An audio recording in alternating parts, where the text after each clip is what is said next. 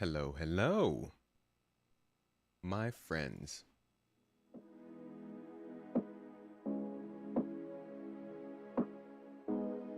Welcome in, good folks, welcome in to another week. Hey yo, gotta change my battery out. Don't you love when your battery on your headphones die right as you're starting to use them? How's everybody doing? Good to see you this week. Oh boy. All right, so I'm gonna start with you real. It's kind of dead right now, Star Citizen wise. Alien Week, yeah, okay, Alien Week. They haven't done anything with Alien Week in a little while now, so wasn't expecting much to happen. But without Inside Star Citizen and Star Citizen Live and no monthly reports, I don't even know what to really do on the feature watch this week. So I figured, why don't we take the chance to do a little proactive searching, deep diving. I actually don't have too much for you guys on jump points. This is going to be a shorter stream today. You've got preoccupied back at the house. So I'll be on here for probably about an hour-ish, hour and a half. That's why we started a little bit early. But we're going to jump into what I kind of can find about jump points. I had to dip into Starchives for this one because I don't have too much original knowledge on it. Check out Starchives if you like this kind of content. Great website. Great for finding stuff they may have talked about in the past. But I do have a couple of videos as well as the wiki page, and we're going to dive into the heck jump points are supposed to do in Star Citizen, how they play, why there's even the possibility of falling out of them. It's a deeper aspect of the game than you would think, considering it's just how you get between two systems, but they're building a lot into it, so I figured we'd jump in. They're definitely going to cover this in depth this quarter. We're leading into 4.0, and with Star Citizen Live episodes, they tend to cover whatever is coming up in the next update. Highlight feature there is jump points. So even if we don't cover everything here, or maybe something is updating over the next couple months, you'll see it. For now, we're just going to do the preliminaries. But welcome in. Zero, I saw you as soon as I was freaking live. I saw you in here at Toes Gang. Good to see you, man. Happy to hear your voice in the events, too. AAK, welcome in, my dude. Hello, Dabbling Layman. Echo, Mackie Muss, Fasten. Good to see you all. Lincoln Jake. Adam. Rhino, Shempasta. 07's everybody. Oh, 07? It's a question? How's the garden doing this morning? Flourishing. Slayer, good to see you. Pumpkin King, welcome. We got to do some cool Xeno thread over the weekend, and Vassin in chat held it down running that. Thank you, dude. When I came in, things were like super tidy, ready to go, and it was just immediate good times. And I know you guys put in a lot of hard work to make that happen, so thank you. Much appreciated. Join GAI. Hashtag. Brigadier Bo. What's up, Toes? I saw you in there too. That was good times. Polygon Brother, Tilt Ron, Talderic, Floppa Lore, Lady Space Patrol. Welcome everybody. Wild Porcimus, Chachi. How you doing? You're not in VR right now, or are you in VR? But just on chat in VR. Xenothreat was fun if it worked. It was working for me pretty consistently, but I've heard people have been having trouble, so understandable. Jump points equal points where you jump. Video over. It's actually the points where you land after jumping, Echo. Okay. What's up, Bean Nelly? Luna Maria, welcome. Here early today, huh? Black Sackaloo. Can you join the org? Absolutely. As long as you're not insistent on attacking players all the time. Yeah. We love people joining the org. Hashtag exclamation point org in chat if you'd like to. How's the power for the neighborhood? Well, it's been good so far today. Let's knock on wood. But you never really know what's gonna happen. We don't live here full time, so that stream that you guys saw where that happened was the last time we were here. So I don't know if the power has gone out since then. Actually, I guess I do know it hasn't, because our server is here for now. And it hasn't dropped. Hasn't dropped, it's just gotten very, very, very slow. Feathers! Good to see you, and James. and Felix and Justin, the driver. Welcome, folks. First time seeing us live from Besk. Saw some of your videos, so why not check? That's what I appreciate about YouTube. They're like, hey, you like these videos? Maybe, just maybe, you'll like the streams. But videos and streams are very different energies, so I understand. You still riding on the stoke from the event? It was a cool event. You were out there for a while, Zero. You also held it down quite well. You got a mic, you got a lot more power, huh? Still sad we lost it by despawn. We lost it by despawn? James, you tried to play a little this morning, but your hab was locked? He got locked in. I hear, are you spawning at Hurston? I hear they do that if you don't work hard enough the day before. They're just like, you know what? You don't want to work? You can't come out of your room. Harold, good to see you. You do not consent to a shorter stream in Luna Maria. I'll tell you what. I will, once I'm finished with the stream, I'll put it on a replay. And if you guys can remember everything that we said around this time, then you can kind of like, you could even predict the future. It's almost like a longer stream. Yeah, they're animals. They're crazy. 21 hours in an Idris. I was telling them, that's like half a Squadron 42. We're going to know the ship very well. You saw some people complaining about CIG removing the frame from around jump points. Which design do I like more? Oh, we'll get to that. We'll get to that. I like the ideas behind the frame, the jump gate. I think it was cool to emphasize the very traversed paths compared to the not very traversed paths by using jump gates, but we'll talk more about that. Good vibes. Good to see you. Bring in the good vibes. First time for you also. Sheepy. Hello from Wales. You know, I've been through Wales once. Yeah. Longest city names I have ever seen in my life. They still haunt me, some of those. I have no idea how they could have been pronounced. I didn't even try. I tried in my head. Didn't want to embarrass myself out loud. Did they change the rules that you can now use the mic on Discord? He found a little worky around, but apparently it's a fully sanctioned workaround. How do you feel about the new engineering system? Haven't gotten to try it yet. Is it fun, or does it seem like an overly complicated chore? I like it. I think it's fun, but it's just like a lot of things in the game. It's hard considering the game doesn't like to agree with you very much because of glitches and stuff. But I think it's fun gameplay. Definitely fits what it's trying to do, in my opinion. Just needs some good balancing for sure. What was the average frame rate on your clients for those who enjoyed Xenothreat? Gosh, I wasn't even looking at my frame rate, but I didn't notice it. So I'm guessing I was sitting around 30 for most of the time. Except for when I first jumped in, it was really bad. Yeah, they're sheepy. That's what I saw. Like, are there special sign manufacturers for whales? They just make them extra long. Y'all should use those scrolling digital boards instead.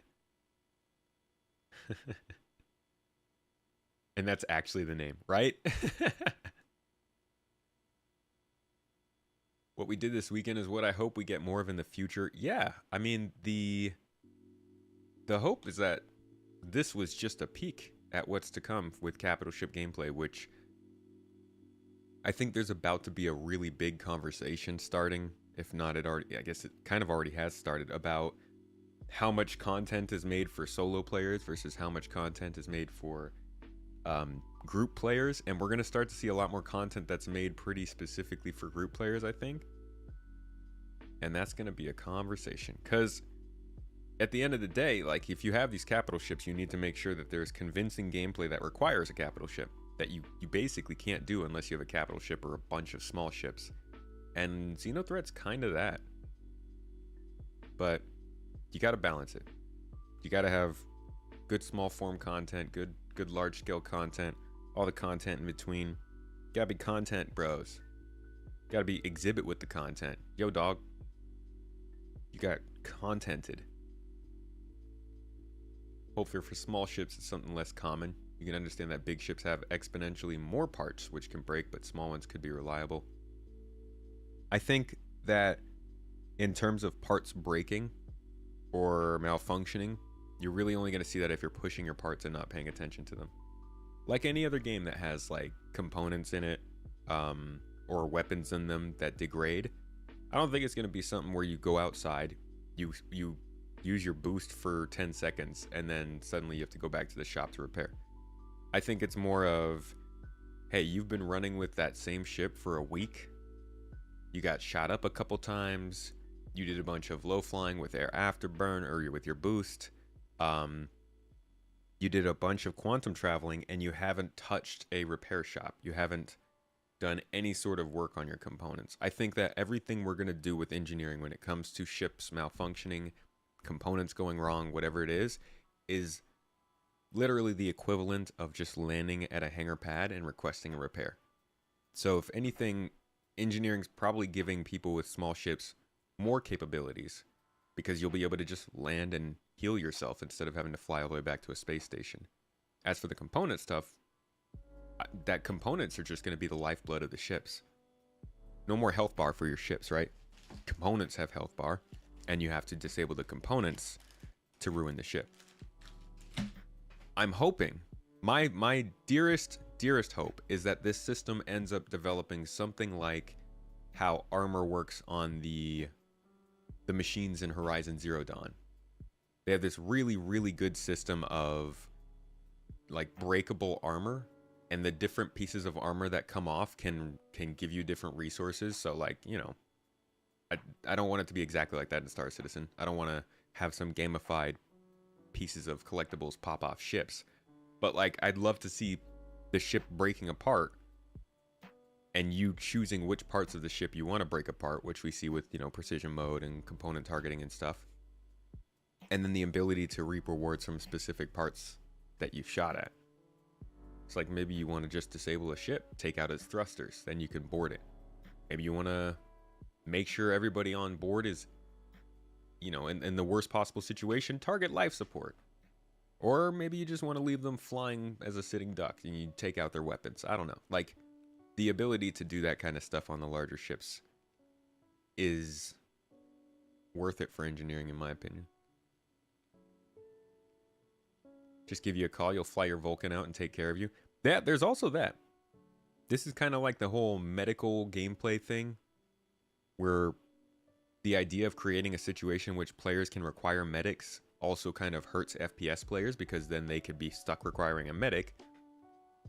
In the situation that creates your space AAA, your roadside repair person, is something that's going to probably make it a little bit more difficult for your average player who's out there by themselves. Just the nature of having so many different game loops. Stumafu, good to see you. Good to see ya. You going to CitizenCon this year? Doing well, buddy. Thank you for asking. Zhao, how you doing? Hello, welcome in, buddy. Plywood Box, welcome. Love some recognizable names. Taking out life support will be a great thing when they force you to take armor off to use pilot seats. How about taking out gravity drives? Oh my gosh, imagine running around, now that I've played in an active combat role in a capital ship, which I guess that was the first time in the Idris. I'm just imagining running around trying to do all this engineering stuff, trying to get to a turret, passing, you know, information back and forth, and then the gravity goes out. Oh my gosh. It's going to be insane. How will server meshing change the number of players interacted? For example, how many theoretical players would be able to hang out in your server with your multiple capital ships? Nobody really knows the answer to that yet. They're not the first to do server meshing by far, but they don't have a. There's no precedent. There's no example with this specific setup for them to look at and say this is what we'll be able to do. Their goal is to have thousands of players be on the same planet, or 1,000 players be able to be on the same planet. I don't know if they'll be able to do that. Even if they technically can do that, economically it might not be feasible. So there's going to be a balance of what their tech allows them to do, which I have no doubt we'll see over 1,000 players in a star system. A planet that's a small amount of space, relatively speaking. But the other side of it is like every time that they split the Stanton system into another server to allow for another couple hundred players to be in there, that's another server that they're running somewhere off in the world, and that price is going to stack up pretty quickly. And we are already seeing that they are running into some difficulties with covering that. Now, I don't think that Star Citizen is in any way in trouble financially speaking, because Squadron 42 comes out next year. It's basically for them, assuming their game is a success, they're in the lead up to a very big payday. So I don't think that financially they're in trouble, but like the way they want to expand this game, the way they want to support it, and with the possible idea that server meshing scales up a ton to whatever they want it to do, there's going to be a lot of pushback against that effort to try and pay for that, which is by making money. The more money they require, the more willing they are to do things that we won't enjoy, like ship sales after release, subscription models, tying monetization to other things. It's all going to be a balance of how impressive, how spectacle is this game going to be versus how much is it going to cost them. And I think we're bouncing up against that a little bit. I do. It's getting a little tight. Again, I don't think that necessarily means they're in trouble, but they're trying to do a lot right now. The freaking studios, they just bought 2 fresh new studios, I believe. Like spaces for studios, and they're looking for another place to move in Austin. It's a lot. Do I think the main difference is server FPS requisites? Main difference with what? Server meshing? Hey, XQ, how's it doing? Such a white room. Yes, we are. This is Mrs. Tomato's parents' apartment. We're here temporarily. Just our work situation is here temporarily until we can get internet back at where we live.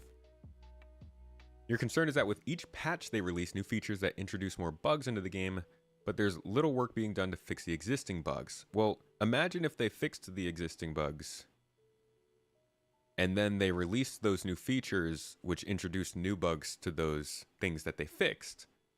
Then they'd just basically be stacked on top of that. It's like people have been asking for the star map to be fixed for like half a decade. Imagine if they spent all that time fixing the star map and then at the end of it they just replaced it with a new one anyways.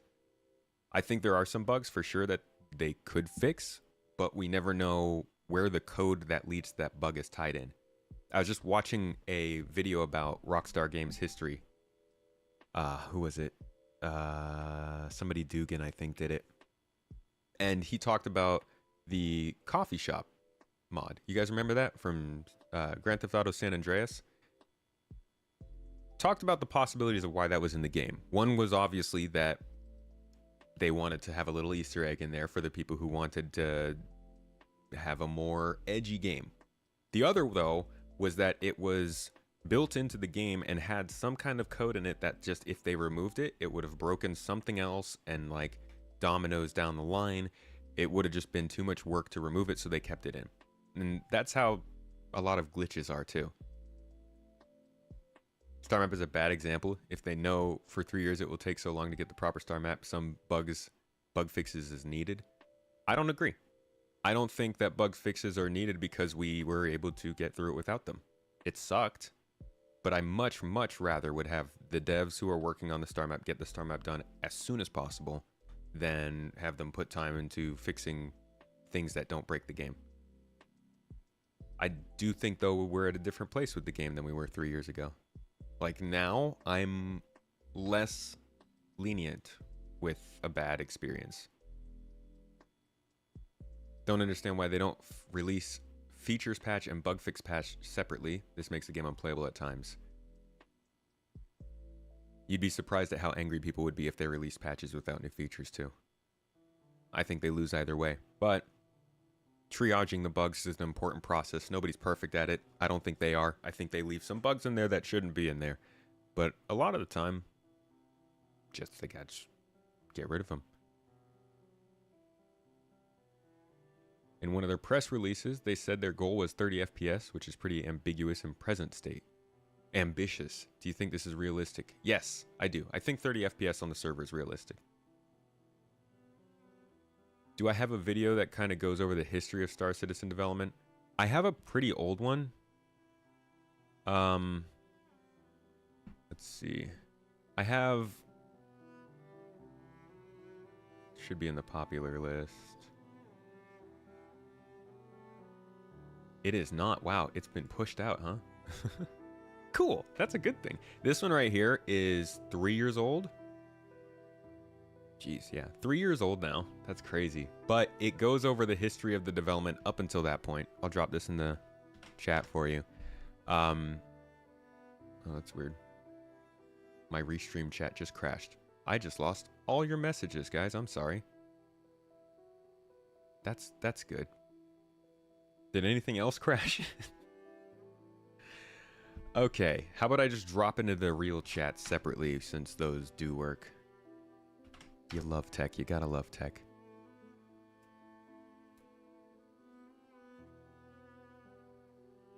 Yeah, I just... Man. Build better software, companies. Alright, I'm gonna just have to read chat separately, I guess. This is what I'm getting. Oops! Something went wrong. Don't you love the way that they do all of these error messages now? Aw, shucks. Looks like something messed up. Oops! Don't oops me. With your stupid multi-million dollar f***ing ass. I bleeped at the wrong time. So frustrated. Okay, so that's the video I've got for history for you. But now I can't see what you might have responded. You can please some people some of the time, but it is impossible to please all people all the time. Or please some people all the time.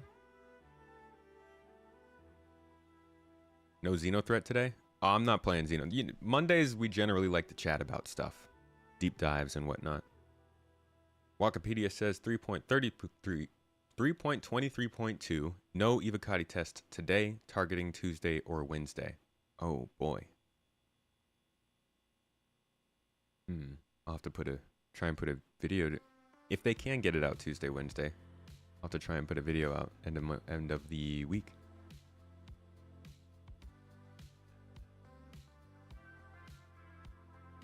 Okay. Let's...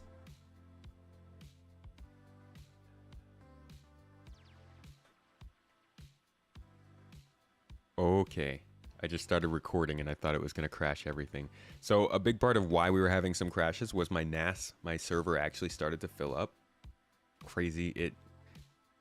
I forget that you have to go into the actual database of the server itself to delete stuff. You can't just delete it from the file manager. So I just wiped out like 2 terabytes of stuff. So we should be good. When you stutter like that though, computer, we don't like that. No. Okay, so let's talk about jump points. Jump points, a little basic starter. Jump points are a hyperstable wormhole that appear between two, I don't know why I changed the camera, just go with it, two massive neighboring gravity wells, such as those of stars, black holes, etc. That's to say you actually can have jump points that lead to somewhere without a star. There are a couple in the lore. They allow for near instantaneous travel between the two linked gravity wells through a jump tunnel that links the two entrances. Jump points are a natural phenomenon. Without jump points, intersystem travel would be close to impossible even at 0.2 C. That's 0.2, 20% the speed of light. achievable with quantum drives. So a couple important parts already with that introduction to jump points. First is they are naturally occurring phenomenon. You'll notice that a lot of these older concepts of jump points that we look at and see will have these gates. We're going to look at actually the first in-engine jump point here soon, and you'll see there's a gate. This was something that was originally part of the lore because these gates were meant to stabilize jump points as they are naturally unstable in some states. Unstable in some states. Unstable states and states. The problem is everybody assumed because of that jump points were created by humans. And you know us. We're not that fucking smart. We can't do that. So they just decided to remove all jump point gates in order to emphasize the fact that they are naturally occurring. That bums me out because I think that they were pretty cool. And you could still build them into the lore, right? You could say that jump points without the gates aren't very stable. And maybe they are a little bit more likely to disappear. That would then be an opportunity for exploration. You have to re-find jump points, or maybe, I don't know, find new ones that have appeared. The other thing that was mentioned there was the near instantaneous travel between two systems. This is a big part of what data runners are supposed to be doing. The idea that you could send communication from one star system to another. Now, many of you may not be as stupid as me, but I thought it would be near instantaneous. Completely forgetting the fact that you are literal light years away from other systems. So, since you can't just send messages light years very easily, it's faster to send messages through jump points. But since you need ships to carry things through jump points, that's where data running comes in order to get that information to other systems to get them updated. So commodity prices, mission alerts, freaking, I don't know, who making breakfast on Tuesday, all those kinds of things are supposed to go with data runners through jump points. And it's a big part of why they mention that, like, hey, it's a shortcut. Would be interesting to know what's blocking them with the cargo update. Could it be blocks? God.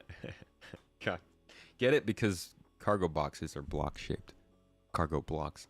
Who cares if a gate is man-made or not? It's a stupid reason to scrap it.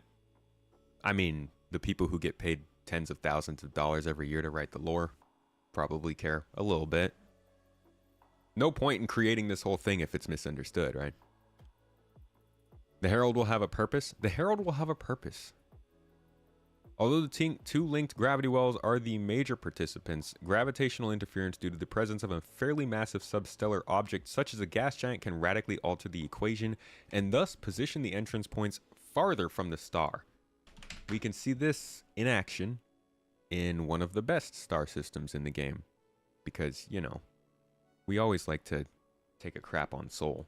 Terra is a lot like Sol, which is our home, if you didn't know. We actually come from here. Wow.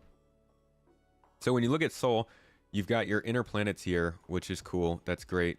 In the green band, you've got several planets, all of them, except I think Mercury, have been terraformed in some way. And then on the outer rim of the system, suddenly, it gets a lot wider because you've got planets way further out. These are the reasons that you'll see jump points appear very far away from the inner system. This one's out here, out near Uranus. This one's way freaking out here. I think this is past Pluto. Yeah, this is like, we can't even go out here right now. Except for when we send stuff out there with no stupid meat bags inside. Actually, that's like the whole solar system, huh? Man, compared to this, we really suck at space travel. But you could see how far the jump points appear, right? They get thrown off by the gas giants. Now, if you go to Terra, good old Terra. Where you at? It's over here. Here we go. If you go to Terra, system's kind of similar on the inside. You got 3 or 4 planets sitting here in the green zone and then an asteroid belt, but no other planets formed way out here, right? So there's no huge gravity wells dragging the jump points out. Now, they are a little bit further than the other planets, but there's way more. 1, 2, 3, 4, 5, 6 jump points. And that's because, again, you don't have all those gas giants in the outer rim that are dragging jump points out. or making them, actually, this one is pretty freaking far out, or making them kind of disintegrate, for lack of a better word, because I don't have better words. A successful voyage through, oh, sorry, jump points. Okay, scratch that. Traveling through a jump point. We're going to see all of this in video form real soon. So it will never come into the game. That'd make things easier for him. Traveling through jump points is not completely safe. Attempting a premature exit of the wormhole could disaggregate the ship immediately. Jump points are also subject to gravitational currents that push the foreign matter towards the exit. However, interspace is not completely empty, and collision with certain macromolecular particles could devastate the ship's shields and result in the immediate death of the crew. Jesus. See, that's intense lore. They're like, hey, you guys can jump between systems. It's real cool. Check this out. Our game's really sick, but you can die. They're going to have to... it's going to be interesting to see how they bring this into the game, because the risk needs to match the reward, and that's a lot of risk. A successful voyage through a jump point requires the traveler to surf along the ripples of the interspace tunnel without colliding with the tunnel's walls. Already known jump points have been mapped and can be navigated by the ship's autopilot. That's pretty nice. And also very, very cool part of exploration if they work that in.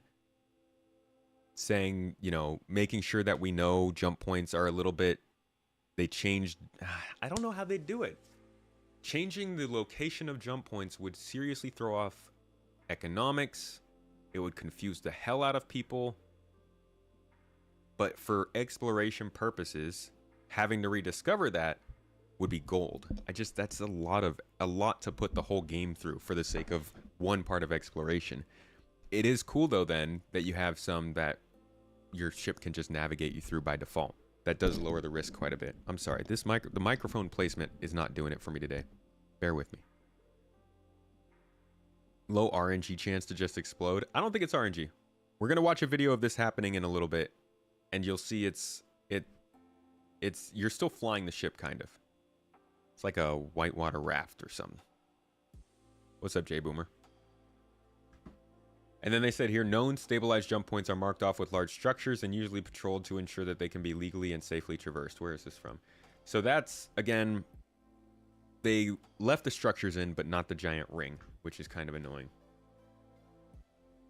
Warren, thank you for gifting out a membership over to Blandry. Oh, look at that. Yeah, thank you. Thank you very much. No, seriously, that's great. Our last stream was insane. Zayas and everybody who took part in that. Thank you. That was pretty wild. Blandry, welcome to the membership. You actually now have access to all those exclusive videos if you go to the homepage on the YouTube channel. Just put out a recent one. All right, discovery and reward. This is a bunch about discovering jump points. This is what a lot of people want Star Citizen to be when it comes to exploration. But again, it's a lot to put the whole game through to have jump points be discovered by people or not be discovered because those people aren't finding them. Especially if they start moving jump points and basically disconnecting the jump gate temporarily. What if you get trapped in that star system? What the heck do you do until an explorer finds the jump point? Are they willing to put players through that? There's a lot they could do here, and that's why this stream is all about what we know about jump points, because it's highlighting quite a bit of what we don't know. Little frustrating. Extreme. You don't say. No, it was awesome. Also,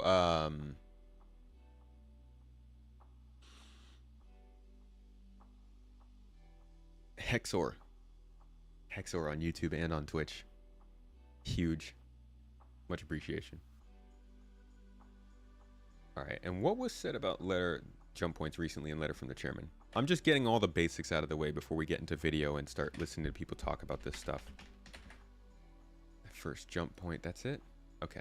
Oh, this is just people going through the first jump point. Now, the thing I couldn't find, which frustrated me, was a 10 from the chairman on this, because I can't imagine that Chris hasn't talked about jump points in his 10 from the chairman.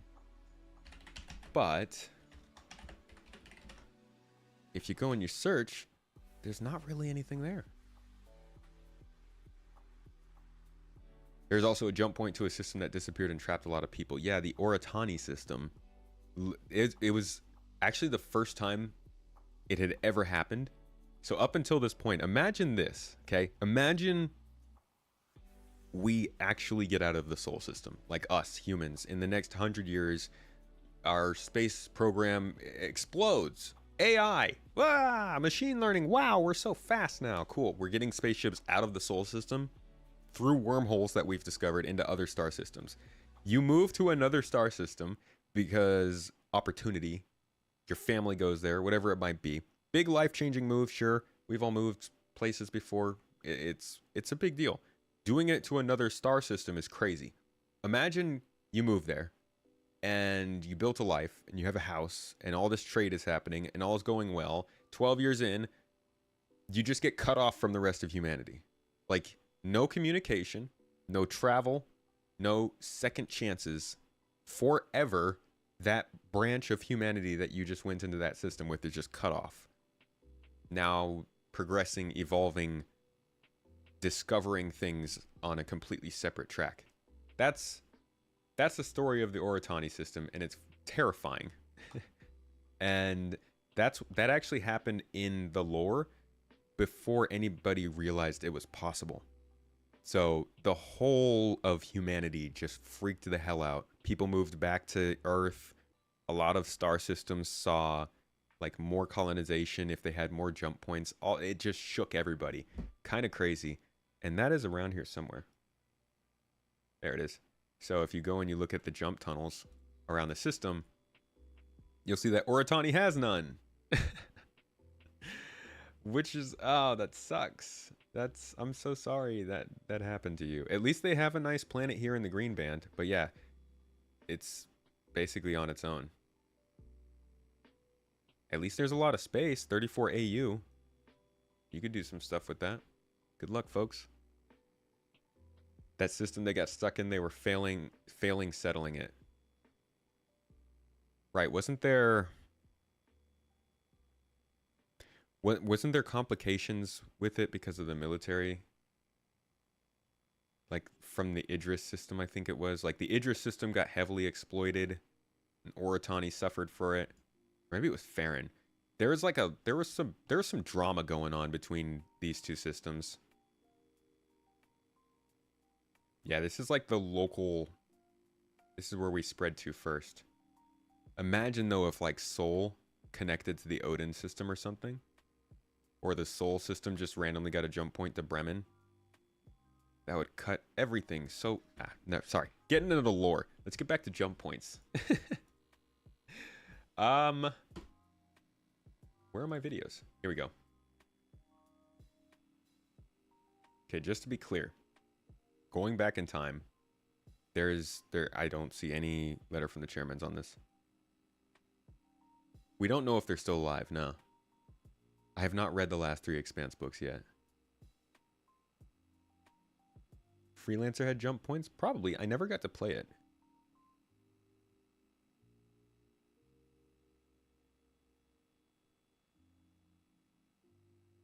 Assuming there are no other people or outposts in that system, you'd be okay with it if like there was a bunch of people in the system?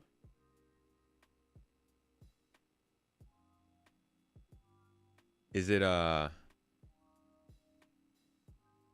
mean, if it was, if oh wait, 10 for the developers.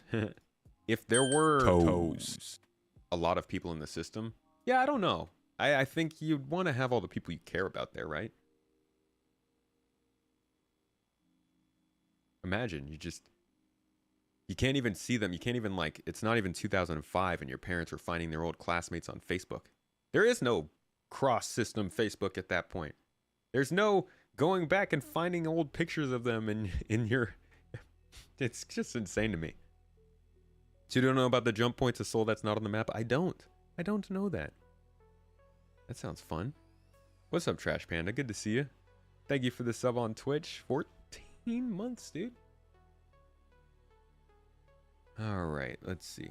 So look at how many times Chris mentioned jump points in Letter from the 10 for the Chairman. I was wrong. He's also talking about the magazine, though. Toes! This is like the... This was the feature creep period of Star Citizen. When people talk about feature creep, it's not because feature creep is happening now. It's because feature creep happened back then, and now they're trying to bring in the features that creeped at that time. They're trying to walk the talk now, and it is a lot. So what I want to find is a good reference from him about jump points from way back in the day. This is a little bit of the process of feature watches.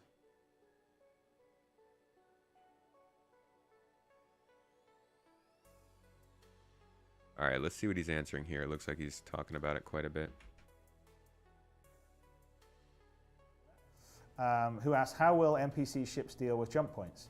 Will the AI fly the jump point like a player would, or will an NPC ship just automatically traverse the jump point with a small dice roll that results in a jump point accident? So generally, the AI, if you're not seeing them do stuff, a lot of the AI will sort of have its resolution happen at a higher level. So what we do is on the universe simulation, which runs on a separate service, and server, it like simulates 20 million AI agents, but these AI agents aren't running around at the fidelity that we're running around in the actual game. So that's much more like, I don't know. Grumpy old man. I don't think boats were on the initial stretch goals, but maybe. They've got their turns, and okay, I'm trading. Okay, I need a mission for 100 tons of goods to come to my factory. That goes out. Some other AI agent takes it. Okay, they go. Okay, I'm going to fly from this planet A to planet B to deliver the goods. Along the way, there'll maybe some pirates in that area of space. They get close enough. The universe simulation would say, "Oh, you're close enough." Yo, they would do have we get simple combat resolution of what's happening there? Now, all of that, if you're not around to see it, that's what's happening in the background. It's been sort of simulated at a sort of very higher turn level basis. But what's happening as this is happening on the universe server is the universe server is taking sort of snapshots of all this action, basically procedurally building them into what we're calling sort of encounter templates. And based on that, as you're flying around, so if I was flying around in that particular case where there's a ship flying from planet A to planet B that's taking some goods and some pirates are attacking it, the universe server said, well, okay, if you're in this area of space, there's a 60% chance that you will see a transport ship of this particular type taking this goods. He's describing probability volumes in 2015. We're looking for jump point conversation, man. Let's go back a little bit earlier. It also, like, people get unhappy when they hear the words feature creep, but feature creep is a natural thing that happens when you expand the scope of the game. And we all know that landing on planets was not part of the original game. So when that happened in 2015, everything else kind of changed. So over the next couple of years after that, they mentioned a lot of things that weren't needed before because we didn't, like, there weren't going to be those planets.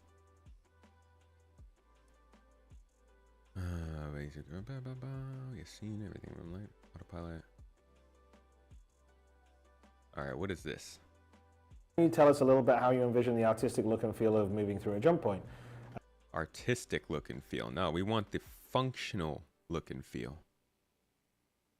All the things.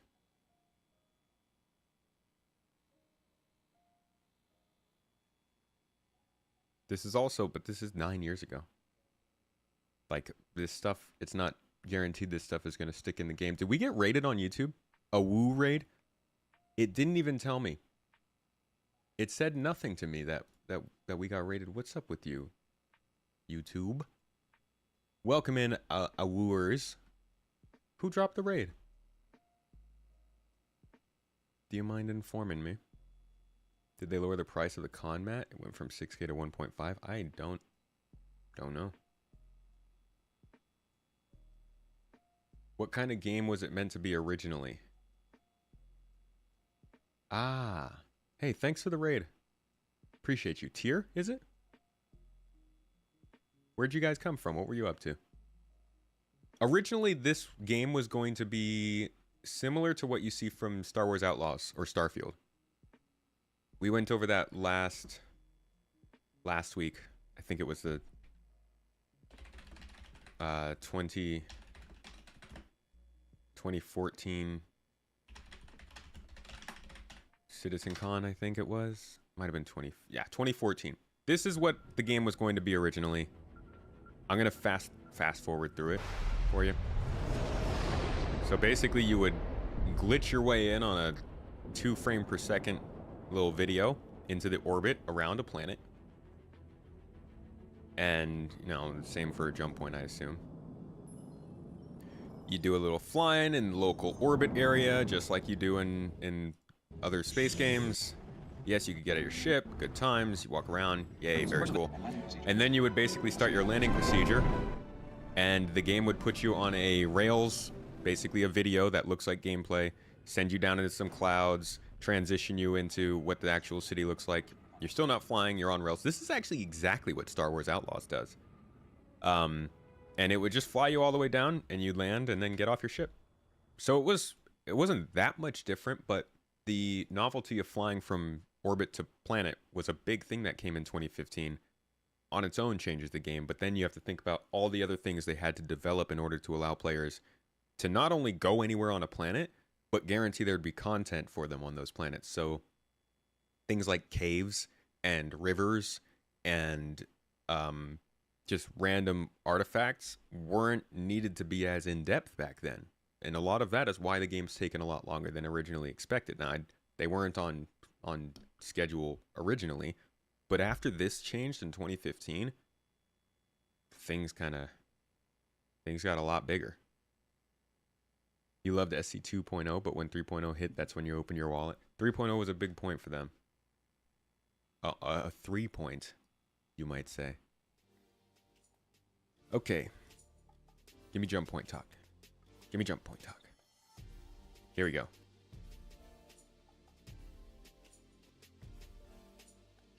Different sizes. Okay. Looks like he gets into some conversation here. Let's listen. Will it be more or less random for undiscovered systems?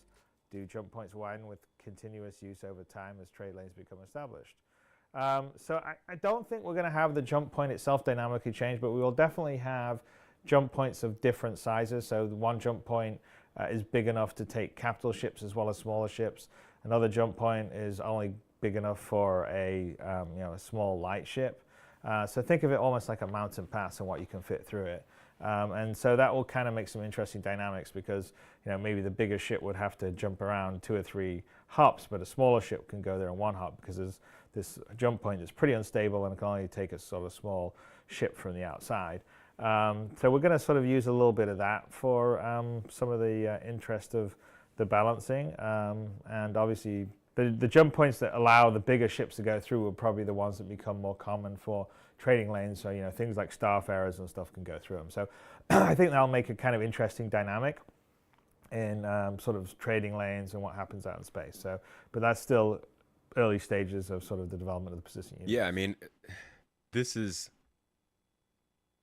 besides the idea that features expanded at this time, there was also so much said. And I'm probably a little annoying in how I bring these old things up a lot.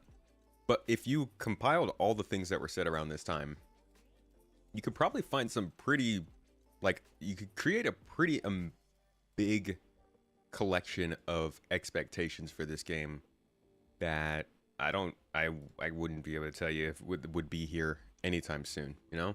There's a lot of little details that are thrown in with these answers that make the features sound more full and more in depth, but most likely wouldn't be included in the features. And that's not to say everything he said is like that, but I do think that it was easy to answer questions saying more than saying less back then.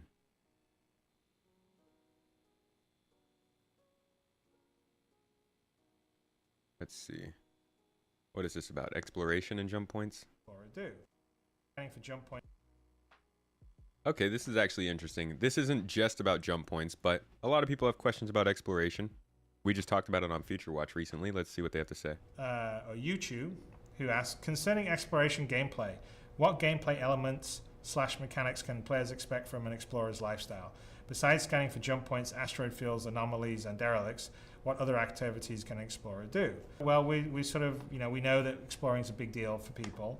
So, jump points, obviously, asteroid fields, anomalies, derelicts, they're all sort of things that you would try and find. I mean, we're certainly going to let you, even a known star system has most of the space uncharted. So as an explorer, you could fly around to try and find whether it's the asteroid field, the anomaly, or the derelicts, and then chart it. And once you've charted areas, you can either share it with your organization / friends, or you could sell it back to the game to create sort of charted maps for that area that people could pre-buy.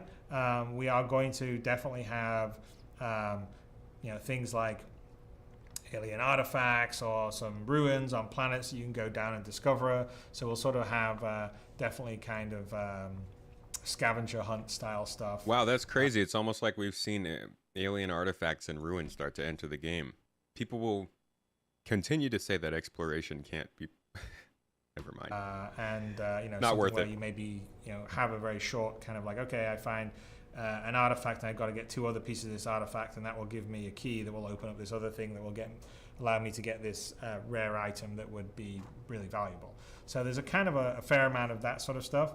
On exploration, we're sort of thinking of having some areas where you can land on a planet and sort of explore around to look for stuff, go down and some ruins or whatever, but have something that feels like it has a little more substance than, for instance, the Mass Effect. Whoa! Had the rover going on the outside of the... Don't take shots at Mass Effect. Don't do it, Chris. Don't do it. All right. Chris has talked a little bit about jump points here, but to be honest, it was less than I wanted to hear. Here is an actual ISC about jump points. This is more about the design of jump points, but this is immediately after they introduced them with gates. In fact, hold on. Let's watch that first. Yeah, let's watch the first use of a jump point. God, video's a little... maybe a little cringy. All right. I'll let you get the full experience here. For us to jump to fire system. Oh, that's we don't want that. Let's go to normal. Cool. And this is essentially sort of the infrastructure you occasionally would, you can have around. Some places would have Tier, stations. I don't know what WUWA is, but thank you for the raid. I don't know why YouTube does it the way they do. But also with this, enjoy your breakfast, though, my friend. Cloud tech, you see the possibilities of us going in and mining that, and then it affecting your radar, it being booby trapped, all these kind of gameplay possibilities. I feel open up with these unique points of interest.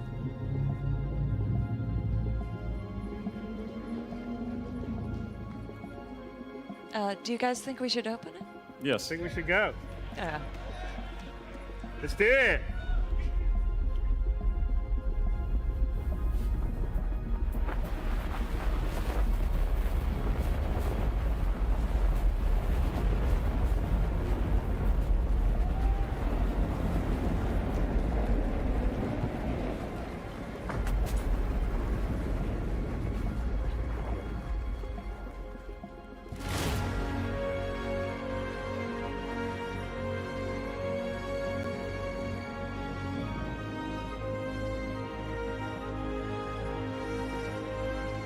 That's actually a super cool view. See that one? How good that is. That looks awesome.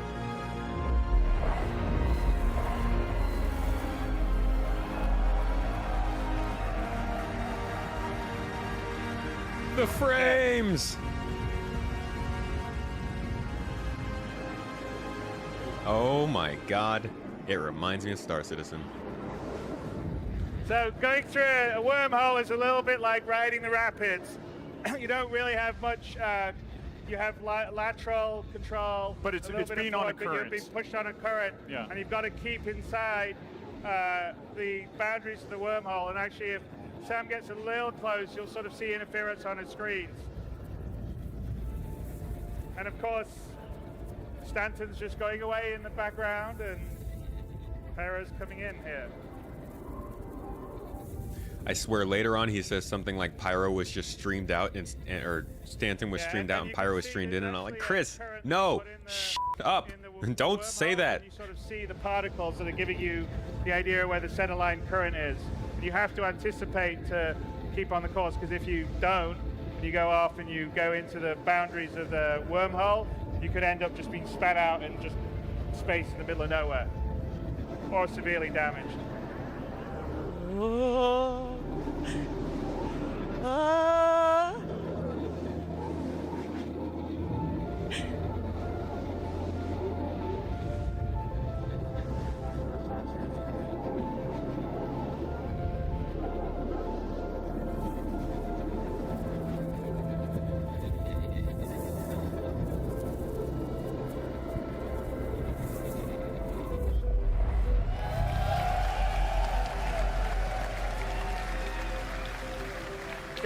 Go around, Glenn. Okay, so we are now in the Pyro system, right. and we streamed out Stanton as we were traveling, and streamed in Pyro.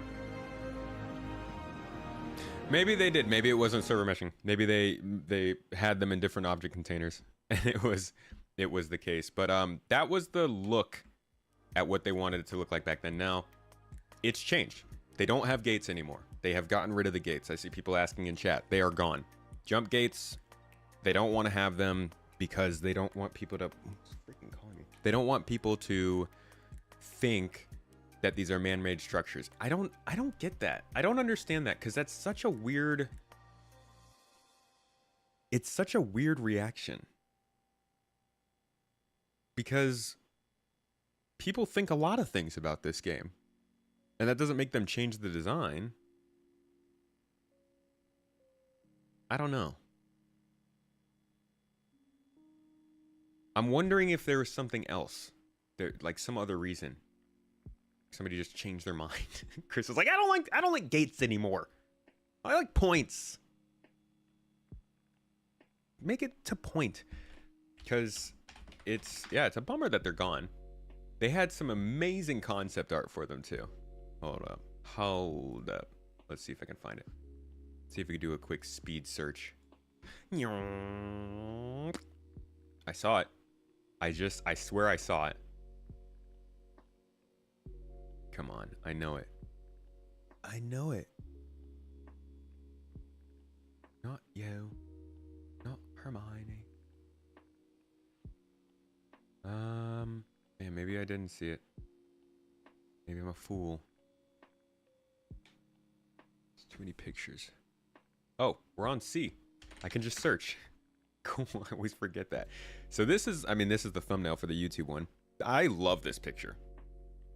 It shows just how freaking huge these are, because this bangle, just to give you an idea of how big this bangle is here, this tiny little ship here getting to the jump point. You see the thrusters on this thing? You can fit an Idris inside there. So like, this ship is huge, and seeing it next to a jump gate like this is like, wow, that's cool. I like that. This also gives that vibe. Now, there are no jump gates on planets, so this doesn't even make sense. I think they literally were doing this for the sake of scale and just to look cool, but it's sick. There was another one too, of like a derelict jump gate, but now this is what they have them modeled looking like, and it's a naturally occurring blue blob of destiny that drags you in and takes you to somewhere you don't want to be. I don't know if we'll be able to find the place where they described why that's happening. Let's see, delivering both pyro jump gates, also kind of a big first step. Jump gate, jump gate, jump gate. Yeah, I don't see them talking at all about jump gate recently.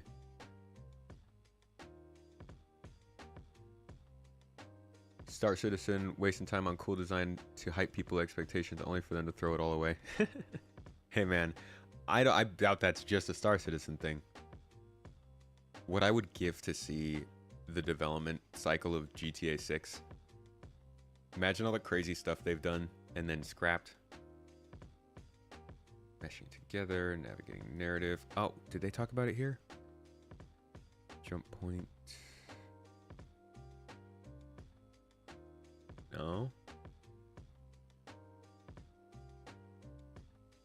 Yeah, I don't think I'm gonna be able to find this. I'm sorry if I'm missing y'all's chat. I'm trying to track both chats because it's still working on the stream. It's just not working from my own. Hold on, let's see if I can. If I close it all the way down, maybe it launches back. Come on. Let me see what people are saying. Dude. Yes! Yes! We've done it! Awesome. Okay. So I can see both your chats now. Go ahead and retype everything in chat that you said in the last 20 minutes. Go. Where is Mrs. Tomato? I'm okay. I can do it. Management has some time off right now, okay? We're holding the camp down. Nah, she's in chat. She's always hanging about. We don't hear about all the wasted effort from other game developers like Rockstar. It's just part of iteration. Yo, I bet you Epic Games has more wasted effort than entire other games. Hey, that's kind of like us. I can't even imagine the amount of raw computing work they've done to develop Unreal Engine over the years. Jesus. There might be a good reason for the jump gates dropping, yeah. So what do we know about it? Razy. We know that they're blue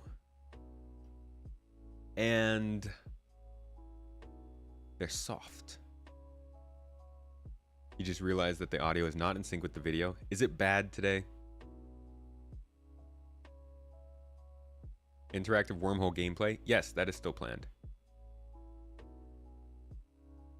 Let me see if hostile. Okay, here we go. Here we go. We found it. Perfect. For the jump point. I was looking for this video. It's a naturally occurring thing. An interesting balance of like make it. All right, back it up, back it up, back it up, back it up. Here you go. Here's your explanation. explanation. We're trying to call it the Swiss cheese approach of the, there's sort of the main entrance that you would go through on Stanton, which would be this sort of guarded, have the infrastructure that you had mentioned, the security and stuff like that, but the possibility that there would be alternate ways to kind of get in to bypass that, so which would be, beneficial knowledge for smugglers or criminals who are trying to, get in under the radar. Yeah. And also it was, if there's a lot of infrastructure around it, it sort of created this impression that that infrastructure was responsible for the jump point. In reality, it's a naturally occurring thing. So for interesting balance for reference, like make it seem like he is the head of the narrative team. So he is one of the minds behind implementing this lore. He has to make sure it matches the gameplay, and it sounds like Chris didn't want people to be confused. I don't know. Let's listen to it again. Ganj, thank you for the sub, by the way, on Twitch. Appreciate you. Structure around it, it sort of created this impression that that infrastructure was responsible for the jump point. In reality, it's a naturally occurring thing. An interesting balance of like make it seem like this is a checkpoint, but at the same time, it's something that the ships are creating, not the structures. So before we go too much further into the pyro system, so that's also a thing, I guess, is the idea that the structure isn't creating it because it's not. The structure literally doesn't have. That's a good point. So the way that a jump point works is it's not just sitting there in space. You can't just fly into it and teleport. You have to have something that literally interacts with that space, creates the wormhole opening itself. That is basically a tweaked quantum drive in lore. It's a quantum drive with slightly different way of working. And this quantum drive, sorry, that's a terrible shot to pause on. This quantum drive opens the jump point for you. So I understand when he says we want to make sure people understand that the ship is opening that jump point rather than the gate. I feel like there are still ways to do that though. Which will come first for server meshing or jump points? same time. They are tied together. So before we go too much further into the Pyro system, let's take a deep dive into the op process with Jake Dunlop, and he's going to be taking us through the authoring process for the Stanton and Pyro jump points. Thank you. Thank you very much. Before we jump into that, I'm going to show you guys what they were saying about jump points back in 2019. Feathers, thank you for the membership. For 12 months now, you've been a carrot. How is it being orange for that long? You don't get enough appreciation, Mr. Tomato. I love these deep dives exploring the history of the project. Thank you. Happy to go over these. These are tons of fun. I love Mondays. Jump points. Let's go. Jump points, the gateways between star systems. These wormholes through space bring with them the promise of Star Citizen's expansion beyond just the Stanton system. Enjoy dinner, Melismo. Catch you later. 2949, we got to see the first successful traversal between stellar clusters with our arrival in Pyro. Now, from the branching path design to the volumetric cloud tech encompassing it, from the massive gateway structure itself to the particle eddies the player must navigate within, from the lighting to the VFX and more, to celebrate this milestone, we sat down at the desk of Assistant Art Director Jake Gainey for a Let's get a little to the actual. Viz was done, I think, back in 2014, 2015. A lot of early and pre-Viz was done, I think, back in... This shirt! Get me this shirt! in 2014, 2015. A lot of early concepts went out to Chris. I was working with Marcel on the concept side of things. So we've done a lot of loose investigations first to understand, do we want something big, do we want something that's small, does it fit into the lore of SC? There's several things that you can play with, such as, you know, is it spherical, is it cylindrical, is it square? The very kind of like core shapes that you can kind of play with, and then how that thing would operate, how you'd enter it, what's it look like to the third person as well as the first person. So just to get those ideas as high as I can put the sound. And then several iterations for weeks, right? And then we kind of like settled on what you kind of saw in the demo. So kind of like it's a really good opportunity for me to now show you some of the content live in the editor, maybe run through some of the processes that we went through to build this content, and just speak a little bit about our processes. This is the Stanton location, but it isn't just confined to one area as well. Like the cool thing is that, I don't know if you noticed from the demo, but we arrived at the edge of a nebula. This is all contained in the same scene, so I can zoom out of this location now. And you can see again, this is fully volumetric, so the approach for this is using the gas cloud tech that's been developed. I mean, it's been developed specifically for the coil, but the more that we've developed with it, the more that we've realized that we can actually start to build catch that entire space scenes with you guys catch that? It's those little things that kind of remind you. Now, I know we all followed gas cloud development in Star Citizen back in like 2019 when they were doing planets, and they started them at Lagrange points, which was awesome. I remember getting them in. They were super exciting. But he didn't say, yeah, we were making these for Lagrange points. We were making these for planets. He said these were made for the coil. This was developed for Squadron 42. And then it was used in Star Citizen. I bet that is just, you know, it's those little things that maybe back then when they said it, it was like, oh, yeah, okay, yeah, sure. Of course they're in the coil. But now when you know how much effort was going into Squadron versus SC, it's like, oh, that's another one of those moments. Okay. The persistent universe, obviously, it's less of a linear experience than it is for Squadron 42, because with Squadron 42 we know the exact location that will bring players into these spacescapes, and we'll know how we're going to direct the player into them. When we're building content for the persistent universe, it needs to be a little bit more 360 than that. It needs to be a bit more flexible. So you can see from this gas cloud that we've got here, we can pretty much move it to any position, and we'll still be able to get like a kind of a good feeling from it and a cool vibe. The cool thing is, and something that we've done a lot in Squadron 42 as well, is been able to actually construct these areas with polygons, with the design team, to get exactly what we want represented in the engine. Just to show you a little bit behind the process to building spacescapes like this with this volumetric tech, we do use a little bit of Houdini to kind of generate this content. And I can show you, this is obviously this is a combination of various different elements. We've had a lot of internal tools developed by the kind of the VFX tech. So he's talking mainly about the clouds around the jump point. Let's look at the tunnel itself. Part of an object container, so we stream this in. The kind of we've had like a spot. This is it's a separate scene.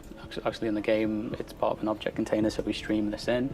The kind of we've had like a new entity built. I don't know a great deal about the entity.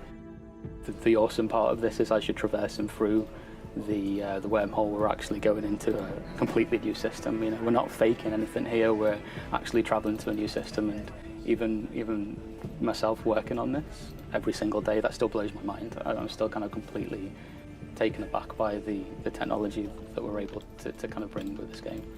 We had Ben Parry, who's the one of the graphics engineers in the UK, come in and build us a brand new shader. There's already a shader that the VFX team has used that's mostly for doing kind of like where you would use a particle effect but you don't want to have one, and that's called VFX transparent. So that has a lot of tweakable, slidery kind of things for them to mess around with. So what we actually did was combine that with a more traditional shader that could do lighting and opaque geometry and that kind of thing. And then threw all that in front of Jake, and he picked out which bits he was actually going to use. So then we just deleted out all the bits that we didn't want to use and then started specializing different parts of it to get the kind of details that he wanted out of it. You just kind of fly through it and you can see some of the kind of variations that we have to the tunnels. And this is all real time in the engine as well. Like we're kind of, again, we're not faking anything here. This is all kind of constructed. And you can see there's lots of kind of cool variations. We built this for the demo. We never actually go down these routes, but conversations that we had with design very early on, with Tobias in design, we were saying, okay, well, we have the capability with the technology that we have to build secondary routes. Do you want them in? And he was like, yeah, cool, put them in. We might not go down them, but we've got them and we can explore them if we need to. So it's good to know that in the future that we'll hopefully have kind of branching paths and the opportunity to go to different locations. So the idea behind that, from what I've heard, is that basically if you're exploring a jump point, if you're going through it and it's not well mapped, then you might take these secondary routes. But if you're going through a point that's very well mapped, that is traversed a lot, like Terra to Stanton or something, then you're going to be going back and forth. There's going to be a very clear defined path that you would take. It's going to be, you're going to see, you know, you might not see them, but other cargo haulers are going to be going through there. Data runners are going to be going through there. Regular security fleets will be going through there. So like clearly for the more traversed paths, it's expected that this will be an easy process. But as you get more to those less and less traveled jump points, the actual trip through the jump point is supposed to get more and more difficult, I believe. You can see they've modeled these things out change this to a spline? In splines, and we'll probably be able to make them completely different for each jump point. So it's not just like a canned loading screen kind of thing. This is a part of the game. You're going to be playing through this transition between star systems rather than just sitting there and waiting for yourself to get to the new place. Now I'm running a little low on time. We're going to jump to what they are saying about jump points as recently as we have heard, because they actually haven't talked about them too much since this. I believe this is just the modeling of the spaces around the jump points though, but they might talk about the gates. Let's see what they say. But by no means are the jump points small. Here's an example of all right points game. Jump points to the verse. Bringing jump points to the verse has been an interesting journey as we've been designing a new element in our game. We've put a lot of time into creating two solid examples of different types of jump points you'll eventually see all around the verse, one in Stanton and one in Pyro. We've been continuing to use Houdini as the tool to create these gas clouds. The setup we have for them is a parent gas cloud and a child gas cloud. The parent is mainly used as an establishing shot when you arrive in your ship from quantum travel, while the child is used as the main gameplay environment and is placed inside the parent. The child also has a reasonable scale which keeps your average ship speed in mind. These things aren't nearly the size of real nebula, if you're curious. But by no means are the jump points small. Here's an example of a pyro jump point next to Microtech. To explain the process a bit more, we create the parent at a large scale, then cut out a small box in the center of it. Inside the small box, we'll gather the volume data from the parent, up-res that, and then add details. The details will be different depending on what type of gas cloud you want and if you want to easily fly through it or not. We usually spend time investigating different designs for the gas clouds, but with the Stanton jump point, the work had already been started and used in the 2019 CitizenCon demo. We just had to go through, clean up the Houdini file and get it game ready with a couple of extra tweaks along the way. Some of the tweaks we made to the parent were making it feel like more of a structurally sound rotating disk. This was to make it feel like a safe and well-used jump point. The child gas cloud here was changed more dramatically. It used to have a bunch of dark clouds around it. We felt that it was feeling a little bit too closed in, so we spent time morphing the magnetic lines in the center to create a really interesting horizontal, flowing, relaxing composition to visually show you that Stanton itself is generally a safe place at first glance. The parent gas cloud for Pyro was created with the same process as the Stanton parent, but we changed the shape of the cloud into something more menacing and violent. We wanted the reveal of Pyro to be a clear warning of what you should be expecting throughout the entire system, so we made it very closed in, dense, and very active. We did make it a small challenge to traverse the child, something that won't take too long but should be something to consider when traveling through. Something that helped really quickly create a fun traversal route was creating a white box play area in engine out of solid geometry and flying around it right away.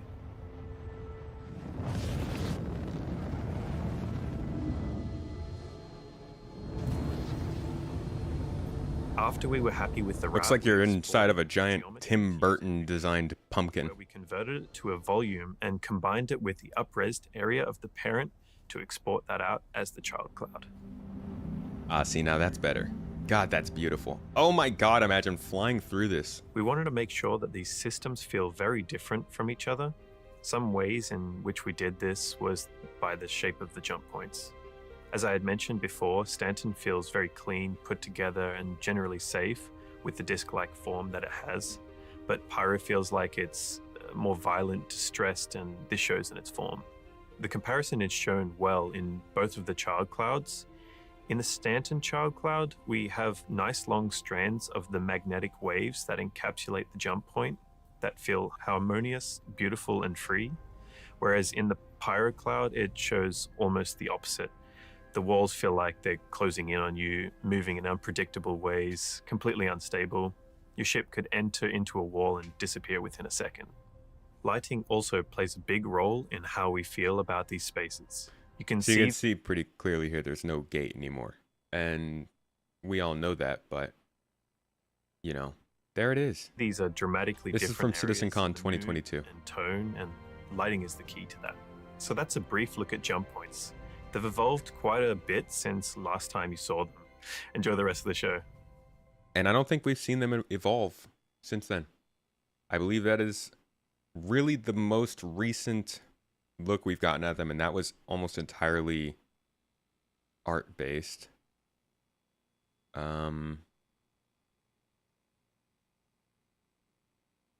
Yeah, besides that, not really much. Somebody did ask earlier, can you fall out of jump points mid journey? You can get pushed out and somebody will have to come find you, or you repair your ship. I'm not really sure, but like I said, I think they're going to talk a lot more about this over the next quarter, because this is a major 4.0 feature, and 4.0 news is going to be starting this week on ISC.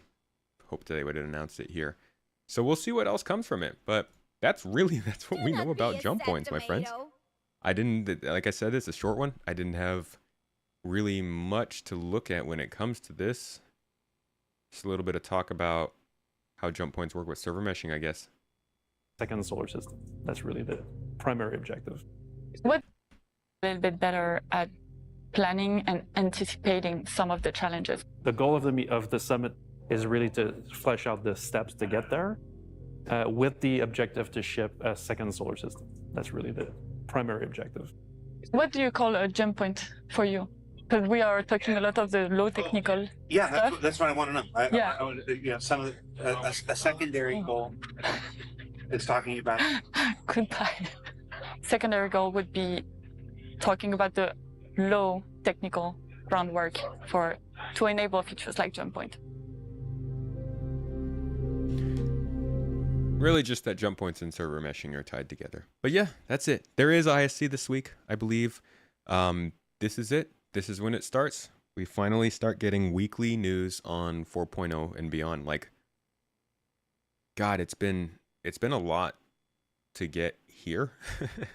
We've seen the idea of 4.0 pushed off so many times, and it's never been real enough to be covered regularly inside Star Citizen. So if we start seeing Inside Star Citizen come out and over the course of a few weeks we get regular updates on 4.0, at that point I'll say it's more real than it's ever been. And I think at that point we can also start to hopefully have a better idea of what the patch is going to look like. They haven't talked about server meshing in a while, so I don't know what the progress on it is right now, but we'll have updates when they do. We'll see when it comes up. Jump points as well, probably at the same day. What day do we get ISC? Thursdays. Why not jump points if people think it's loading screens and man-made either way? If people think it's, well, I mean, people think quantum travel's loading screens. The process of explaining why it's not a loading screen isn't worth it. In the end of the day, it doesn't really matter. It allows for things to happen that players might at some point experience, and if those players are smart enough to know that that means it wasn't a loading screen, then so be it. If not, that's okay. They still get the experience, but making sure it is a process that can be interrupted by gameplay is important for them. Gozlal, thank you for gifting out a membership. That did definitely work. Oh, gifted out another membership. Nice. Appreciate you, buddy. Thank you. Thank you very much. Yeah, I hope they bring back the gates for some jump points, but we'll see what they do.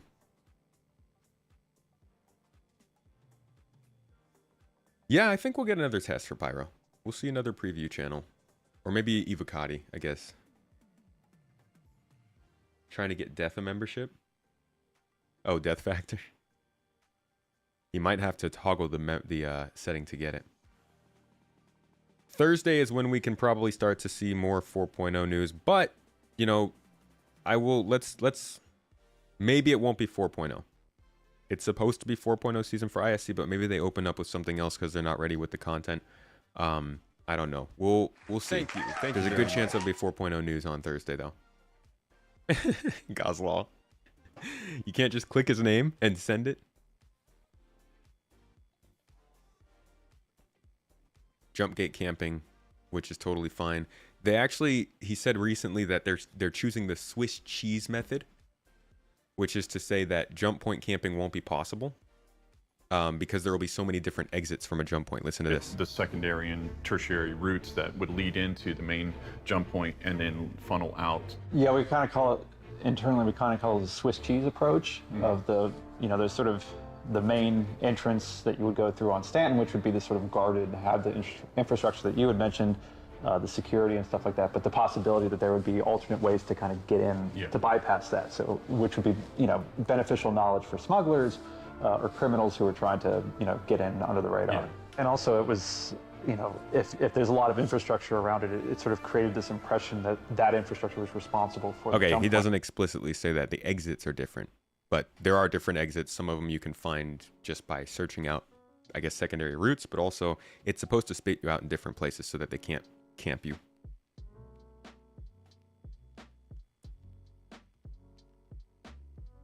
All right, folks, I gotta get going.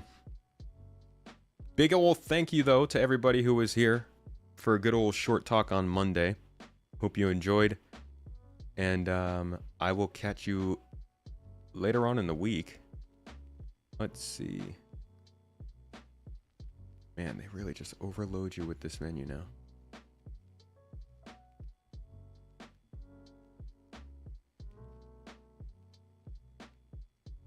Good chat. As always, the garden is great chat. Love you guys. Y'all are great. Good entertainment, good fun. I'm going to send you over to... They fucked my tomatoes up! Did they get your tomatoes? Toes. Sorry to hear it.